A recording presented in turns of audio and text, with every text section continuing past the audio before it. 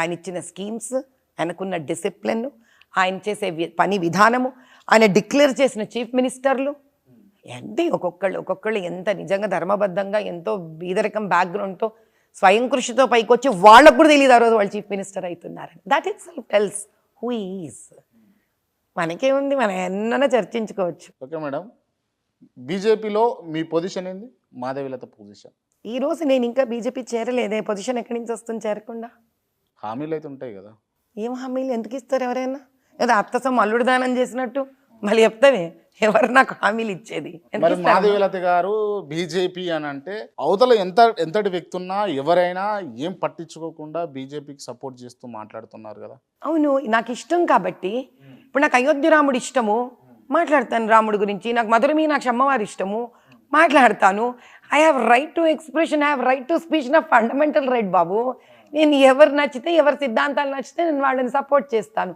సిటిజన్గా అది నా రైట్. దాన్ని సవాల్ చేసే వాళ్ళు ఎవరున్నారబ్బా? రాజకీయంగా ఏ అంశాలు లేదు, ఏ కోరిక లేదు అని అనుకున్న పర్సన్స్ అయితేనేమో మాట్లాడుతుంటే వాళ్ళ ఒపీనియన్ చెప్తున్నట్టు, మీరు రాజకీయంగా క్లియర్గా నాకు ఉన్నది, ఇంట్రెస్ట్ ఉన్నది అని చెప్పేసి చెప్తూ మీరు బీజేపీని పొగుడుతున్నారు కదా, బీజేపీని అంటిపెట్టుకొని ఉన్నారు కదా. నాకు 18 ఏళ్ళు వచ్చినప్పుడు నేను మొట్టమొదటి ఓటు వేసింది బీజేపీకే. మరి అప్పుడు దాన్ని ఏమంటావు? మీకు అప్పుడు తెలుసా madam BJP? I don't know what is BJP on that day also. నేను యాకుత్పురా సంతోష్ నగర్ కాలనీ 25 ఏళ్ళు. నేను అప్పుడు మొదటి ఓటు బీజేపీకే వేశాను. సరే, మరి ఇప్పుడు ఆ రోజు ఏంటి? మరి నేను ఓటు వేసే ప్రతి ఓటరు ఒక పార్టీని ఇష్టపడి వేస్తున్నారు కదా. నేనా మీ చిన్నతనం గతంలోకి వెళ్ళి చూడలేను. మీరు ఆ రోజు నన్ను వదిలేసేయండి. ఏ ఓటర్ అయినా ఓటు బీజేపీకి ఓటు వేసిన ఓటరు మరి బీజేపీని ఇష్టపడే ఓటు వేస్తాడు కదా.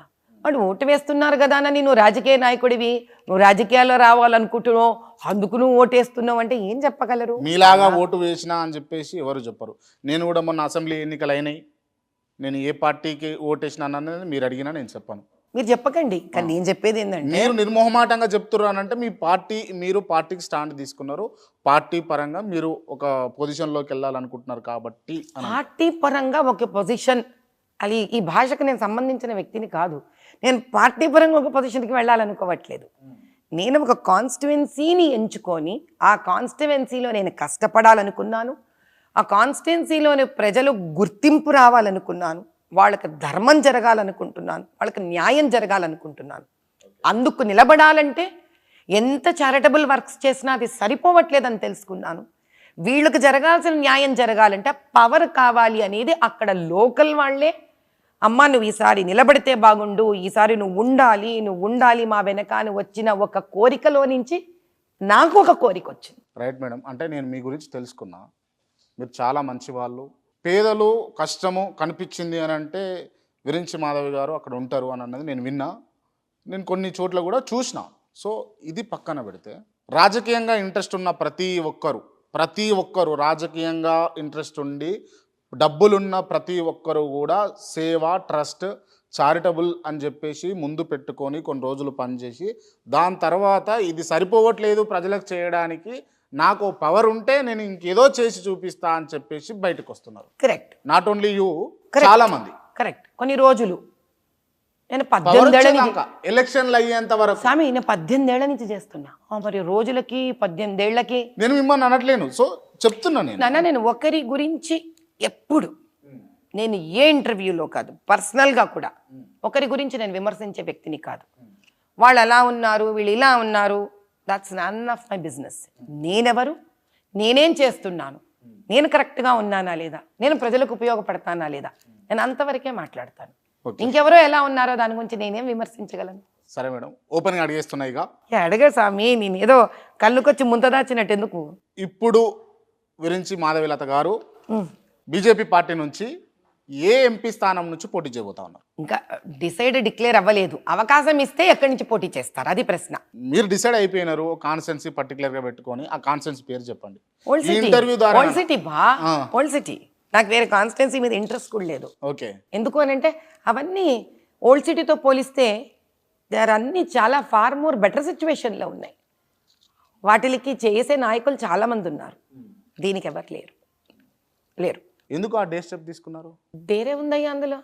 మనిషిగా పుట్టినందుకు ఒకవేళ రాజకీయాల్లో రావాలనే ఒక ఇంట్రెస్ట్ ప్రజల మధ్యలో నుంచి నాకు వచ్చినప్పుడు అప్పుడు దమ్మున్న ప్లేస్ వెళ్ళి పోరాడగలిసిన ప్లేస్ తీసుకోవాలి. కానీ అంత బాగున్న వడ్డిచన విస్తరాకు తినడానికి నేను ఎందుకయ్యా? చాలామంది ఉంటారు కదా, వద్దు నాకు అది. నేను ఒకవేళ ధర్మబద్ధమైన వ్యక్తినైతే ఎక్కడ న్యాయం లేదో అక్కడ న్యాయం ఇవ్వడానికి పోరాడే ఒక పోరాటమే నాకు రాజకీయాలంటే. కానీ నాకేదో కిరీటం పెట్టేసేది నాకు రాజకీయం కాదు, నా స్వలాభానికి వాడేది రాజకీయం కాదు. పర్టికులర్గా ఓల్డ్ సిటీయే ఎంచుకోవడానికి రీజన్ అంటే నేను 25 ఏళ్ళు అక్కడే పుట్టి పెరిగాను. పెళ్ళయ్యాకే నేను సంతోష్ నగర్ కాలనీ నుంచి బయటకు వచ్చాను. నాకు చాలా విచిత్రమైన విషయం ఏంటంటే నేను 18 ఏళ్ళుగా నేను చాలా చారిటబుల్ వర్క్స్ చేసినా కూడా లాస్ట్ 6-7 ఇయర్స్గా రకరకాలుగా ఓల్డ్ సిటీ ఎన్నో చారిటబుల్ యాక్టివిటీస్తో అసోసియేట్ అయి ఉన్నాను నేను. ఈ అసోసియేషన్ టైంలో చాలా ముఖ్యమైన విషయం ఏంటి అంటే అక్కడ ఉన్న వాళ్ళు చాలామంది నన్ను పర్సనల్గా రిక్వెస్ట్ చేశారు, అమ్మ మీరు రావాలి, ఓల్డ్ సిటీ అంతా తిరగాలి, ఒక్కసారి మీరు చూడండి అమ్మా, మీరు ఇప్పుడు చాలా జనరల్గా వర్క్ చేస్తున్నారు, అలా కాదు, మీరు స్పెసిఫిక్గా వర్క్ చెయ్యాలి, మీరు ఇచ్చినంత టైం ఎవ్వరు ఇవ్వట్లేదు మా బాధ వినడానికి అంటే లాట్ ఆఫ్ ఎన్జిఓ ఆర్గనైజేషన్స్ నన్ను వచ్చి రిక్వెస్ట్ చేశాయి. అండ్ మీరు సర్ప్రైజ్ అవుతారు, ముస్లిం ఎన్జిఓ ఆర్గనైజేషన్స్ రిక్వెస్ట్ చేశాయి నన్ను, మీరు రండి, మీరు వచ్చి చూడండి, మీకే ఆ ధైర్యం ఉంది దీన్ని బయటికి లాగడానికి. నాకు ఒక రకంగా ఆశ్చర్యం వేసింది అది. సరేనని అప్పుడు ఈ ఇయర్ 2023 చెన్నై నుంచి అదే పని రీలొకేట్ అయ్యి నేను, ఇది ఎవరికి చెప్పాల, క్రాంతికి చెప్తున్నా, చెన్నై నుంచి అదే పని రీలొకేట్ అయ్యి నేను అలా కాదు ఏంటి అసలు దీని సంగతి చూద్దామని చెప్పి మార్చ్ 13th వస్తే ఎగ్జాక్ట్లీ 365 డేస్ ఆగకుండా 24/7 365 డేస్ వర్క్ చేసిందని అవుతాను నేను ఎవ్రీ డే. 25 ఏళ్ళ వరకు నేను ఓల్డ్ సిటీలోనే ఉన్నానమ్మా మ్యారేజ్ వరకు. అప్పుడు దాన్ని ఎలా వదిలేసి వచ్చినప్పుడు ఇప్పుడు మీకు నేను ఒక పెద్ద ఫ్యాక్ట్ చెప్తాను, నేను ఈరోజు దాకా ఎవరికి చెప్పనేది. మేము సంతోష్ నగర్ కాలనీలో ఉండేవాళ్ళం. ఆ కాలనీలో నేను ఈడబ్ల్యూఎస్హెచ్ 127 ఇంట్లో ఉండేదాన్ని. దానికి పక్కనే ఒక దేవాలయం, అక్కడంతా మా ఫ్రెండ్స్, స్కూల్ పిల్లలు. ఇదే సంతోష్ నగర్ని నేను మొన్న ఒక 10 నెలల క్రితం వెళ్ళాను చూడడానికి. అలా గుర్తుపట్టలేకపోయాను నేను దాన్ని. బాగుందా బాగలేదా? అందరు ఇండ్లు ఖాళీ చేసి అమ్మేసుకొని వెళ్ళిపోయారు అక్కడి నుంచి. ఏంటి ఎందుకు నాకు అర్థం కాలేదు. ఎవరు మనం ఎవరు ఒక్కళ్ళిద్దరు ఇండ్లు అమ్ముకుంటాం అంతే, అలా కాదు, అందరు ఖాళీ చేసిపోయారు. 80% ఇండ్లు అమ్మేసుకొని ఖాళీ చేసుకొని. ఎందుకు రీజన్ ఏమై ఉంటుంది? అది తెలుసుకోవడానికి నా జర్నీ ఇంకా సీరియస్గా తీసుకొని ముందుకెళ్ళాను. అంటే ఇది ఎవరికైనా వినడానికి కష్టంగా ఉండొచ్చు కానీ ఇది నిజం. అక్కడ హిందువులు ఎవరికి సపోర్ట్ లేదు ఎంటైర్ ఓల్డ్ సిటీలో. ఓకే, అక్కడ వాళ్ళ కోసం నిలబడడానికి ఒక గొంతు లేదు, వాళ్ళ కోసం గట్టిగా నేనున్నానని చెప్పే ధైర్యం ఉన్న వ్యక్తులు లేరు.